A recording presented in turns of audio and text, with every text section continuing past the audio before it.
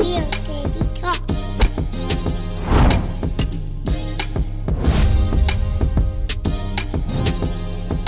Real Baby Talk.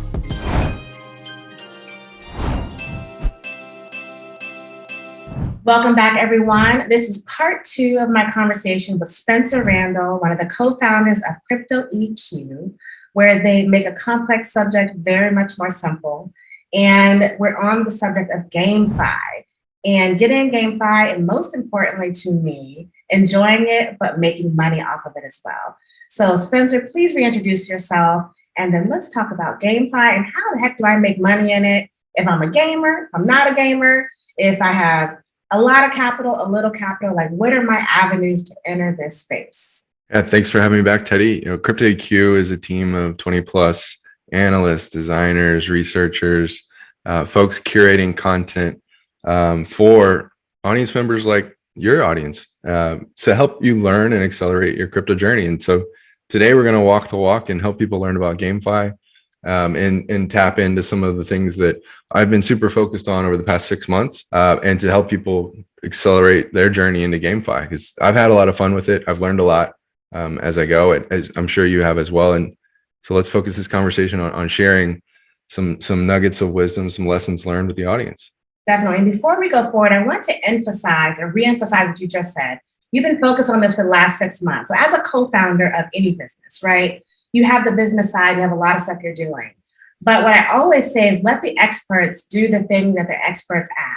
And while people are trying to enter the crypto space in general, you want to be around and surrounded by people who are doing this for a living. Like this is your passion, but this is also your business to get down and dirty into this. And you've been studying GameFi and you've been all in it, like consuming yourself with it, not as a hobby, but as a profession and for your readers and your subscribers of the CryptoEQ model, for the people that you consult for. So I consider you an expert in this space, the crypto blockchain space, but more so an enthusiast about learning about GameFi. So I don't want to make this seem like a casual conversation about GameFi because you've been in it deep down, deep dive. So now we get to hear your wisdom on this GameFi. So how does the average person in varying levels of experience in crypto and in gaming get into GameFi and make money?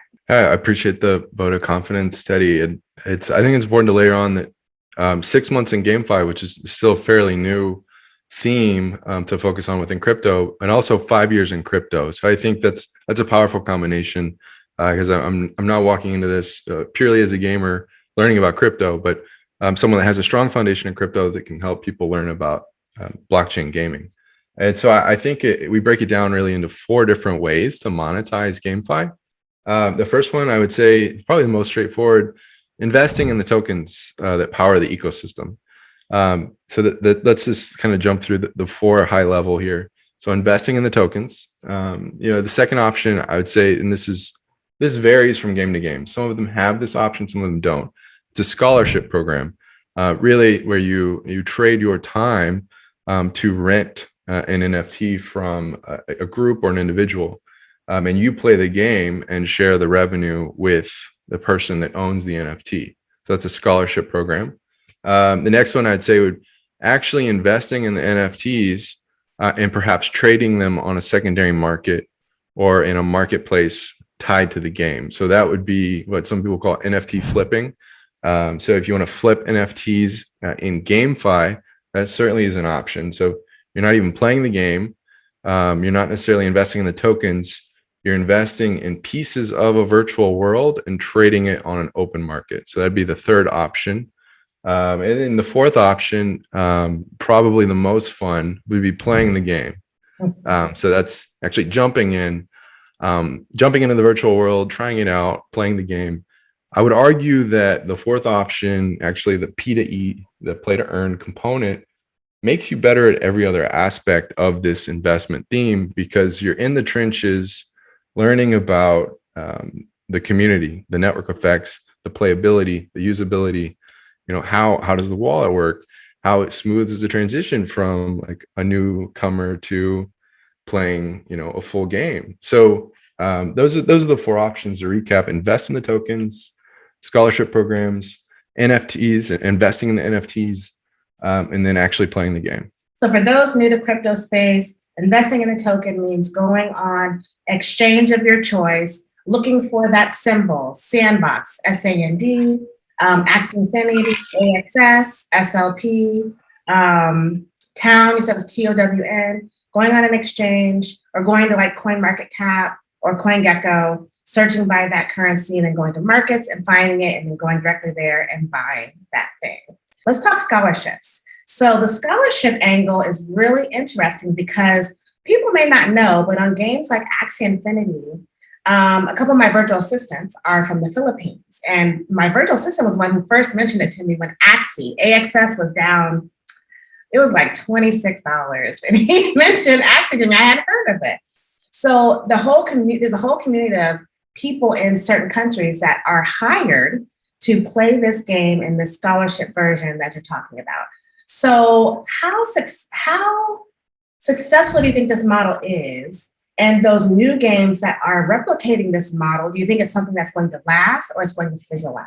Yeah, when you're talking about utility, one of the questions you ask yourself is, it solving a real problem? And so with Axie Infinity, they really trailblazed the scholarship model. They're the first to do it in the blockchain gaming space.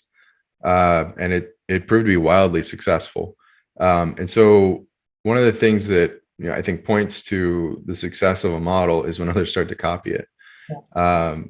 And so you look at Gala Games and Townstar, there's a lot of internal discussion about a scholarship program by another name, but essentially renting NFTs and sharing revenue.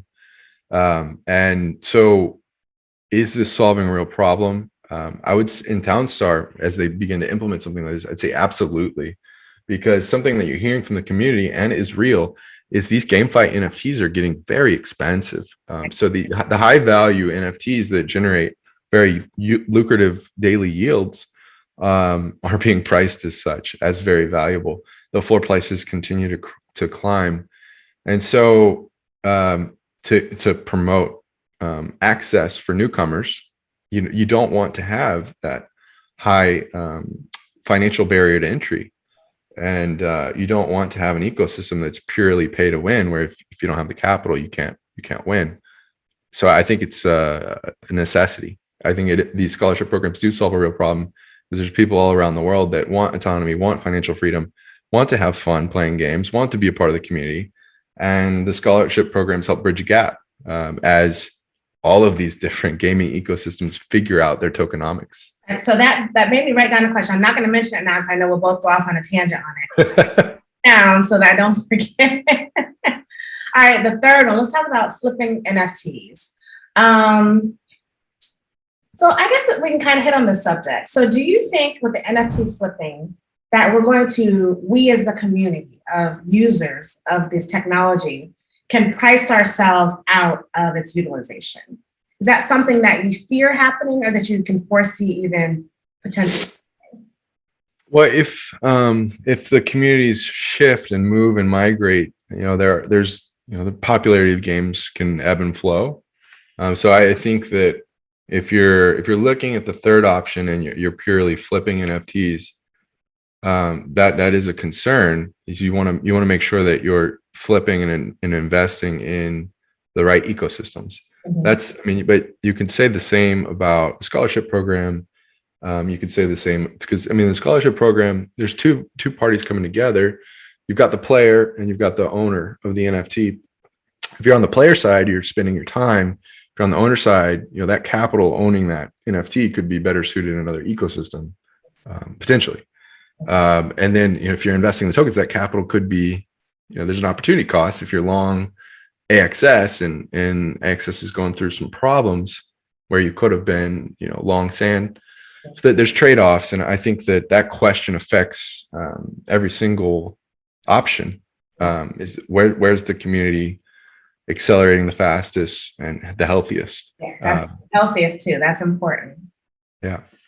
So where do you find your most enjoyment out of the four? And I didn't mention playing, because that may be where you find your enjoyment. But because I would say a profit motive. I think you're in this for a profit motive, but you're also in this to do what you enjoy doing. So out of those four, what are your favorites? I would say it's kind of a mix of all four, and ideally, I would be able to play the games all day. But like you mentioned, businesses to run, teams to serve, communities to serve. So I really have to limit my time playing. So it kind of with the hours that I have every day. What I think is really interesting is crunching the numbers on undervalued NFTs. Yeah. So more option C, investing in the NFTs that provide yield on top of owning the asset and monitoring the market around these NFTs because they're very inefficient. It's very new. There's lots of arbitrage opportunities. The way these things are priced may not be rational, especially in some of these high value NFTs. Some of these high value NFTs may change hands 1 to 10 times a day. And you can see that in a market that thin, there's a lot of opportunity. And it's so transparent. I mean, that's what I love about the blockchain space is you can see all of these moves, and that helps you make a good analytical decision on what you're going to do based upon how it's moving. So it's not hidden like, traditional finance, centralized finance, like where you don't know the transactions that occurred. This one is right there for you to click a button and see. So I like that, definitely. Yeah, if we wanted, let's draw a parallel. If we wanted to trade physical art, it would just be such a more inefficient process. Like, I mean, I don't even know where you'd get price data on. You'd have to just know something, right? You'd have to let the person. They're all private sales, right? I don't know what that process looks like, but I'm very confident that it's more difficult than an open ledger and record of transactions, and you can see which users purchase which NFTs at which time at what value. Absolutely. Very, very, very open, and the data is just right there in front of you to take a look at. So you mentioned about NFTs and certain ecosystems, and it made me think about like Gala Games, who owns its games, plural. So there are a few different gaming ecosystems they've created or games that they've created. Do you think, or is it already possible to transport certain NFTs across, like for the Gala Games ecosystem? Can you pull NFTs across different games? Great question. So with Gala Games, you can, and they're engineering utility of certain in-game assets across worlds, which is really exciting. And when you take a step back and you think about it technically, that makes a lot of sense because these NFTs are just code. A lot of them are just ERC tokens built atop Ethereum and can be programmed to do a number of things. And so taking a NFT from a Townstar world to a Mirandus world to a world that may not exist yet is very interesting and exciting because now it's got even more utility. So yes, that interoperability exists in the Gala Games ecosystem, and I'm sure it will exist in others. It just seems that Gala Games is paving the way in that respect of a multi-game system of virtual worlds that are interoperable with each other. Perfect. And before, I really want to go into a deep dive on some of the games, maybe some of your favorites, maybe some of the popular ones, and an option to monetize. But before we do this, I always have that question when it comes to the metaverse and meta versus the metaverse and where we see ourselves in maybe 5 years.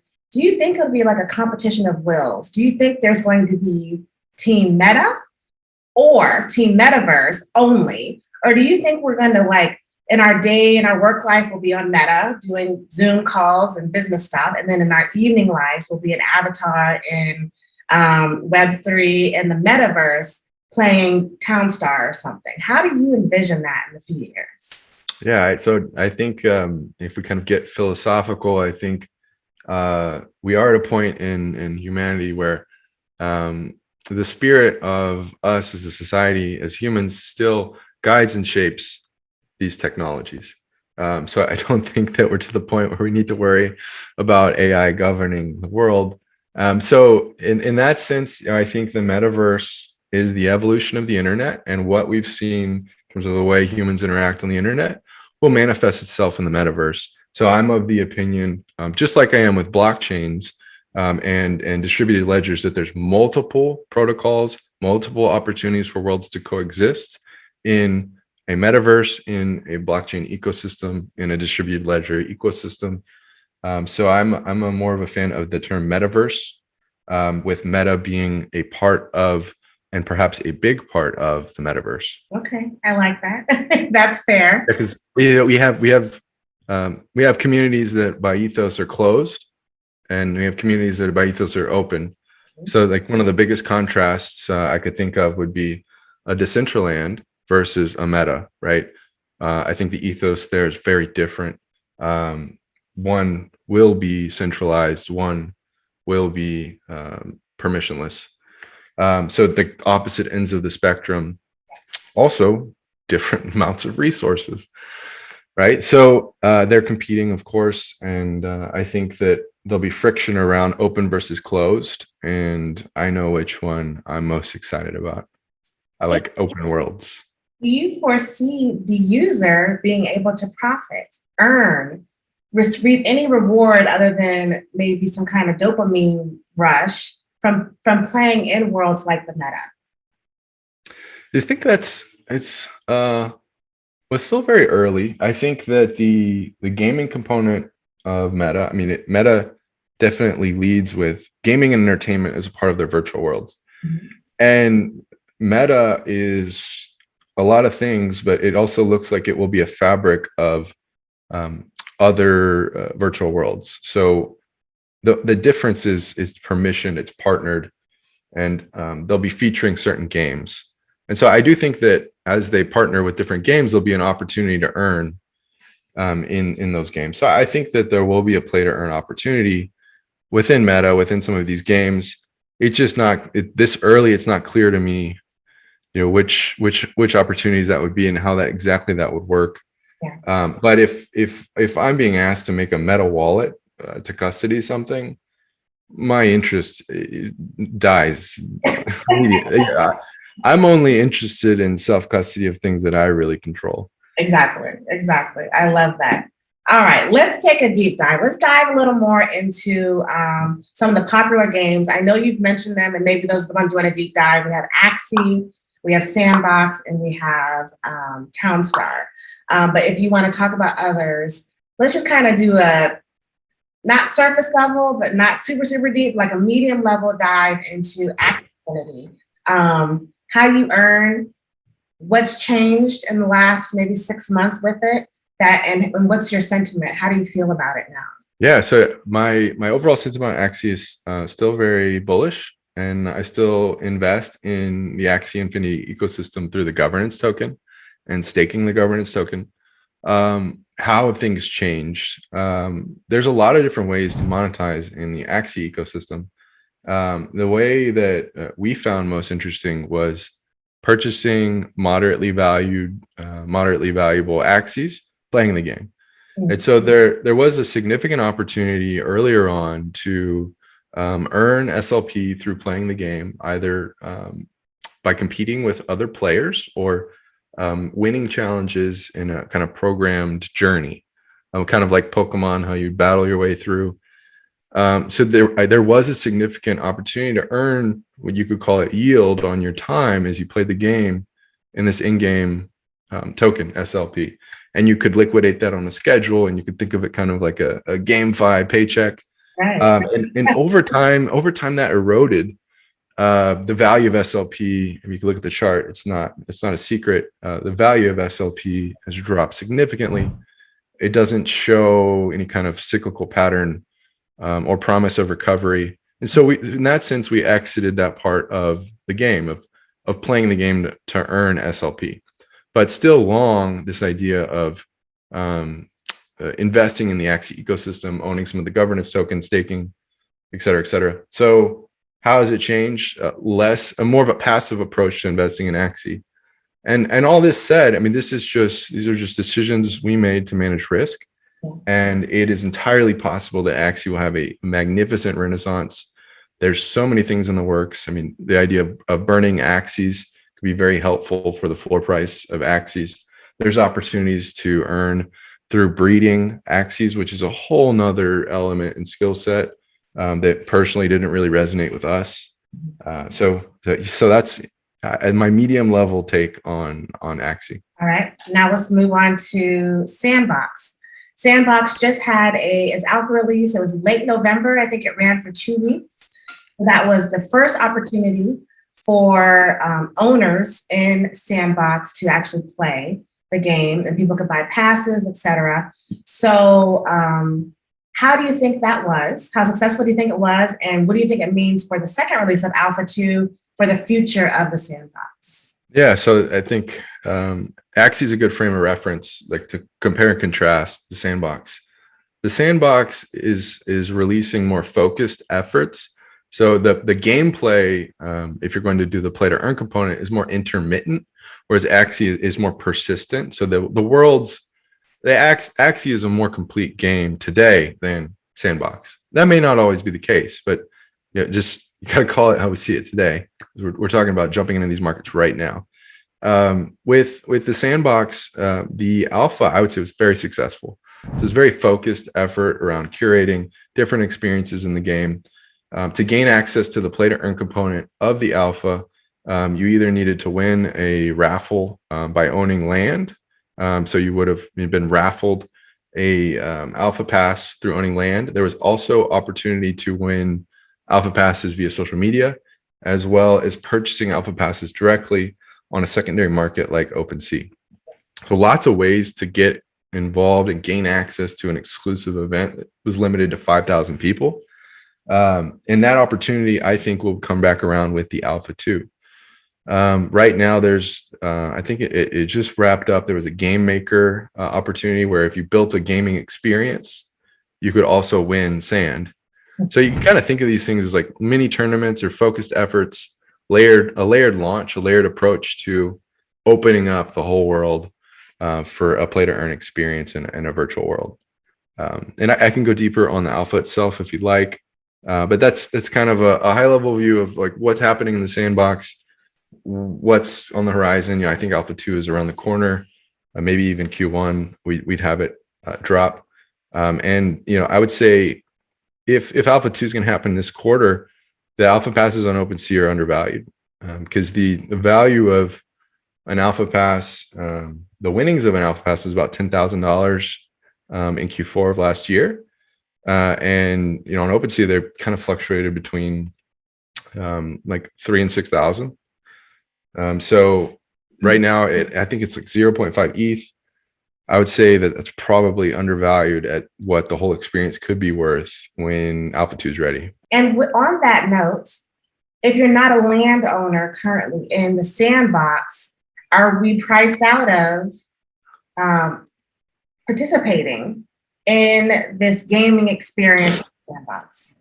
Oh, not at all. So these open worlds, there's certain things that would be permissioned by ownership of assets, but like jumping in and just trying things out, that's not permissioned. Anyone can come join a virtual world and play a game. Now it's the access to some of the play to earn component that's very layered, controlled, and some of it's exclusive. So participating in the world, super open. The play to earn component is being layered as they launch, and some of that is exclusive. And do you think the Sandbox is doing it right? Do you think they're going to do it better than Axie Infinity did? So there's a difference. So I started learning about GameFi in the summer of 2021. Axie's been in progress for years. So I didn't have a front row seat to the launch of the original Axie like I do the Sandbox. So all I could do is comment on what I've seen in the past 7 months or so. I will say that the Sandbox is building a great community. There's very active community around the Sandbox, and knowing that Animoca Brands is behind it is very promising. Good. I like that. And let's just end with Townstar. Now, you mentioned Townstar in our previous interview, our first interview, and I still have not had a chance to experience it, just lack of time on my part. But the earning potential, entry, are there any barriers to entry for Townstar? I think it's one of the ones you're kind of enjoying most now as well. So give me your feelings on Townstar, and for the person who's not a gamer but interested in it, how do they get in? Yeah, of the three, like of Axie Infinity, of the Sandbox, Townstar, I would think that as people, we gravitate towards what we find exciting. Townstar is more of a cerebral experience. You're kind of planning out a town, creating an economy, creating goods. It's almost kind of like a business, like running a business for fun, with this gaming component. So that really clicks for me, like building a town. It's kind of like Farmville. Now the barrier to entry is very easy to get started. And it's very, you put a little gala in your wallet and you can start earning. And there's some NFTs that are very reasonable on the open market, so that you can start accruing your daily town rewards. But for it to be, something that you could consider like a stream of income, there is a jump you need to take to get to kind of the high value NFTs where the cash flow would be significant. So that is something to know that, for it to be a meaningful income stream, there is some investment. But if you model out the financials, and we could talk about that more on another episode, some of them are very lucrative today. Now, like Axie, it's an early token economy. Things can change. It could get much more lucrative and blow up in popularity like Axie, or there is risk. There could move to the downside, and town could become less valuable and yields could drop. So there is that risk, but playing it, how fun it is, the community around it, checks a lot of the boxes for me to continue to invest time and capital. It's all about that community. And something you mentioned, I think when we were talking about Axie, you said how you're playing the game and learning about it. And one thing I appreciate is you share that information with the subscribers and members of CryptoEQ on both the free and the premium membership.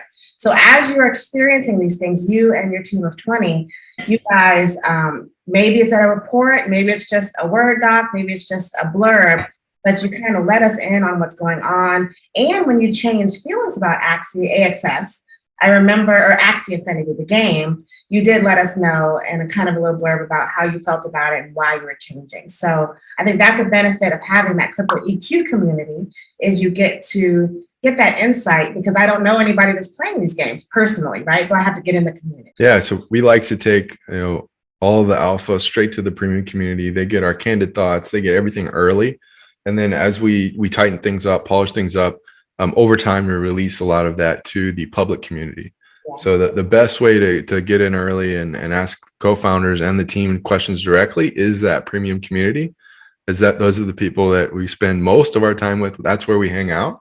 And then our public community, we do share a lot there as well. It just happens to be a little bit later, so that premium community gets the early access.